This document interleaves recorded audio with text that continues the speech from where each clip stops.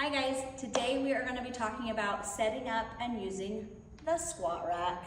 I know some of you are thinking, yay, we're finally getting to use these squat racks, and I'm super excited and right there with you. I know a lot of you are also thinking, nope, not for me, not interested, that's too intimidating, I'm not ready. And that's a perfectly natural and normal reaction as well. But this is one of the reasons why we're making this video, because most of you are ready, and we're going to talk about the safety precautions and how to use the squat rack correctly. We will be starting our program with the squat racks by using the buddy system. So you're either going to have a partner or you'll be working with your coach for the first times that you use the squat rack to make sure that you're comfortable and set and know all the safety precautions. Let's get started. When back squats are programmed at CoreXV at the rack, you always have the opportunity to sub it out for a front squat that is from the ground, always.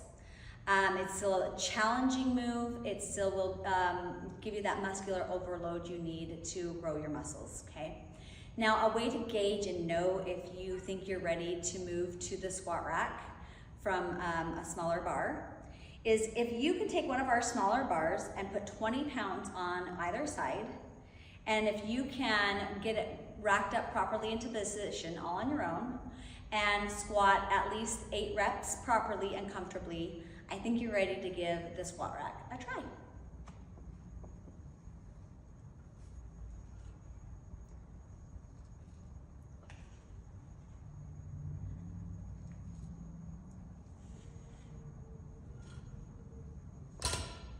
We've got this. Let's try it out. All right, guys, school is in session, and my favorite subject is gym math. Okay, so we have 2 bar options here at CoreXV Training. Our Olympic bars are 33 pounds without added weight, and our smaller bars are 11 pounds without added weight. Now, if you add 25 pounds on each side, like these bars both are, their weight is gonna add up to be different because the bar weight is different. So, here's your pop quiz, true or false. Our Olympic bar here with 25 pounds on each side is 83 pounds. And our smaller bar here with 25 pounds on each side is 61 pounds. Is this true or false? Of course it's true, because Coach Marianne would never lie to you. Setting up the squat rack. First, let's adjust the J-hooks.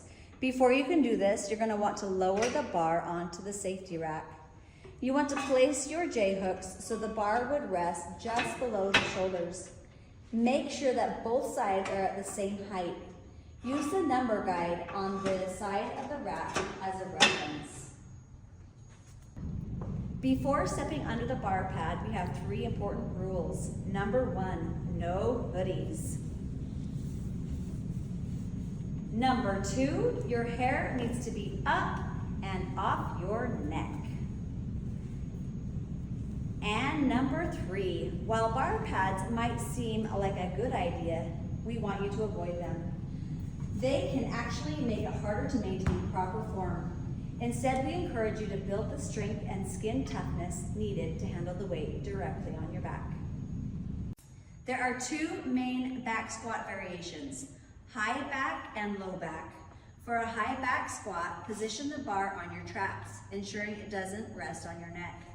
For a low back squat, place the bar lower on your rear delts. This allows for a slightly lean forward and emphasizes hip drive. Here's how to unrack the bar and perform your reps. Stand in the middle of the bar to ensure you'll have balance. Go under the bar and position it securely on your back. Push straight up using your legs to lift the bar off the J-hooks. Take a small step back, just enough to give yourself room to squat, but not too far that you can't rely on the safety bars. Now perform your reps, focusing on proper squat depth and maintaining control throughout the movement.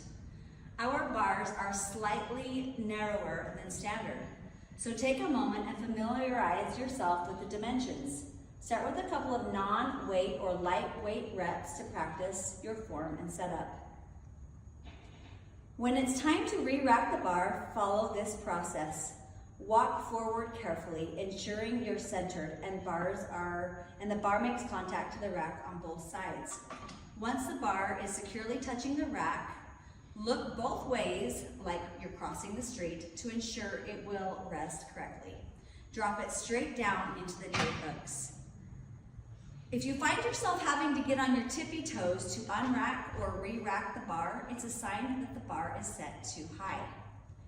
Practicing both unracking and re-racking with an empty bar will help you feel confident in handling the equipment, especially as you progress to heavier weights. If you are new to squatting, start with just the bar. This lets you practice your form and setup without the added challenge of weight. Once you're comfortable, gradually add weight while focusing on proper technique. Once you're comfortable with the bar alone, it's time to load the bar safely. Always load the bar evenly by adding weight to one side then the other. This prevents the bar from tipping off balance. Always secure the plates with clips to prevent them from sliding during your lift.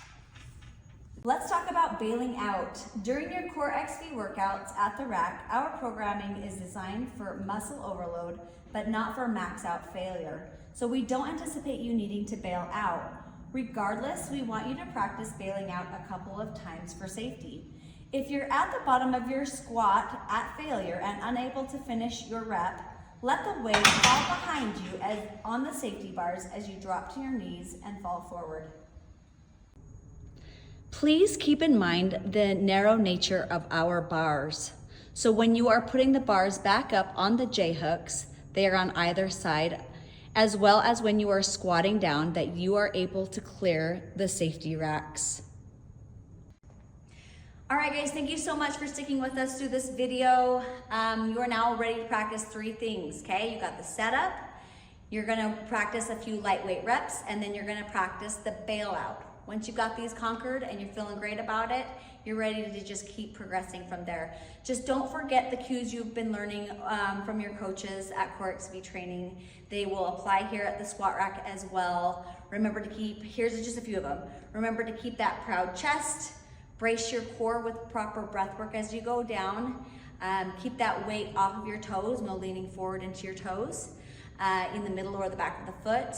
Rip the floor apart as you descend and as you come up to keep that proper stance there. And you want to aim for at least 90 degrees on that squat depth and lower depending on your mechanics of your body. Everyone will be a little bit different, but those are just some of the basic ones. Just keep listening to your coaches. Keep having fun here. We love you so much. Have a good day.